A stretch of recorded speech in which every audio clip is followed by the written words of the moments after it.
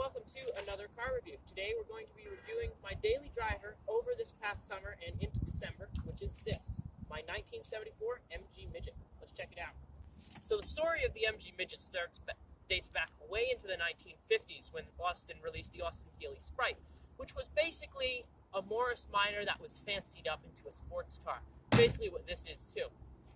The first generation Midget came out with the second generation Healey Sprite. The first generation Sprite was the Bug-Eye. This was a more normal car, kind of followed the shape of the MGB a little bit, but it's no MGB. This thing's really slow. So I'm going to take you on a quick walk around of my MG, show you all of its features that it has, which there are quite a few, and then I'll take you out for a drive. These cars, they're really fun actually. If you don't own one, I would say buy one. If you can't buy one, get a chance to drive them. They're really cool cars.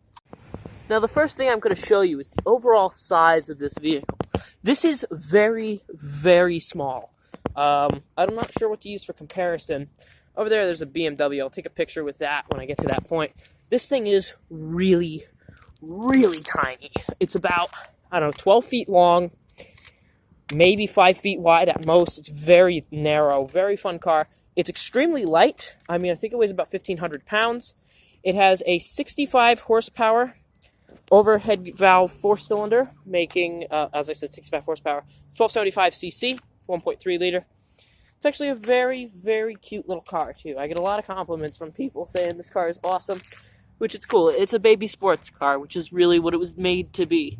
Now, when you get inside the MG Midget, as small as it is on the outside, try saying that 10 times fast, it's very big on the inside, actually. I may look cramped in here, but I'm actually very comfortable with the top hub. I got quite a few inches of headroom in this thing. Everything is very nice to reach. You got your choke, your gauges, which the speedometer doesn't work because the cable broke.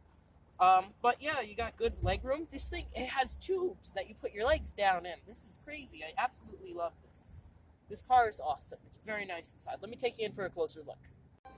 So when you're stepping inside your MG Midget, first thing you hear is that wonderful door squeak, but we won't mind that.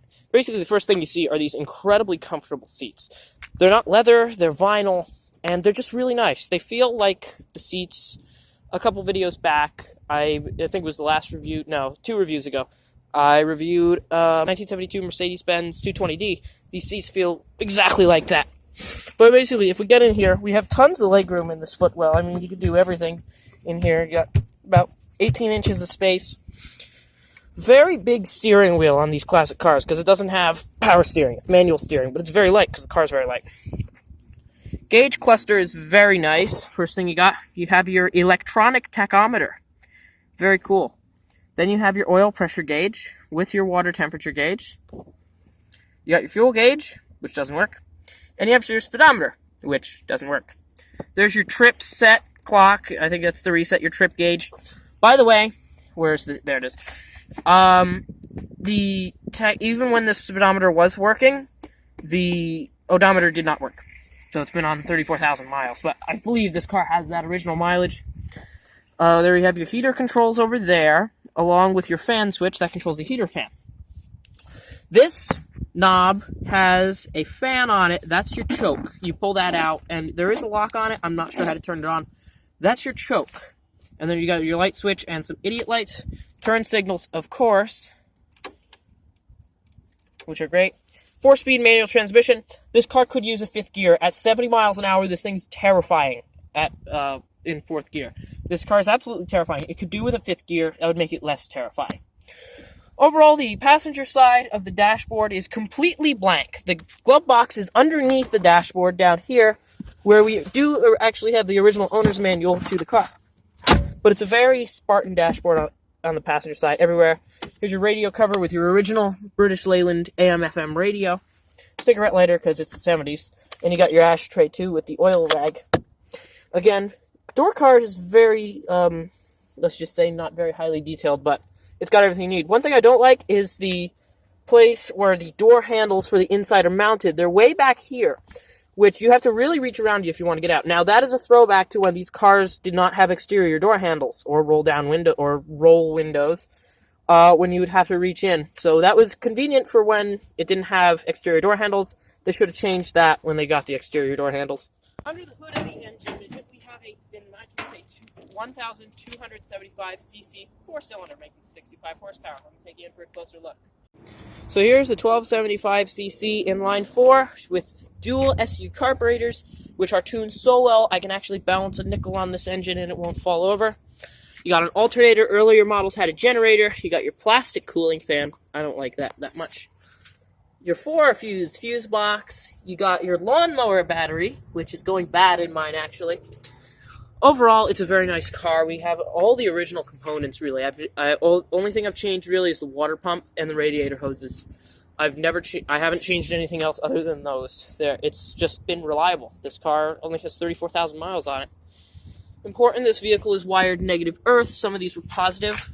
And then we have all your carburetor information. You can pause that and read it if you want. Overall, it's a very nice engine bay. One thing I'm going to talk about on the MG Midget are these 3 windshield wipers. 1, 2, and then all the way down there is a 3rd.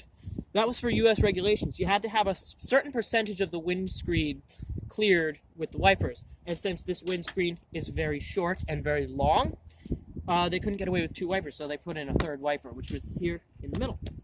I think it's actually pretty cool. It's very unique. I mean, people don't notice it until you point it out, and then they are very astounded by it. The trunk of an MG Midget is also a very good size to keep all your garbage that you have in here. I really got to clean this car out. I mean, I got 1948 Packard license plate covers even. I really got to clean this thing out. But it's a very sturdy trunk lid, and it doesn't just close when you do that. You have to actually close the latch like an old refrigerator. I think we should take this car for a drive now. Alright, so we're driving the MG Midget. I did have to pop start it because the battery was dead. But then that was taken for a spin. Now hopefully the camera won't fall down this time. I actually got you strapped to the mirror. So let's see how well this works. We got a couple big nice turns. Nice noise.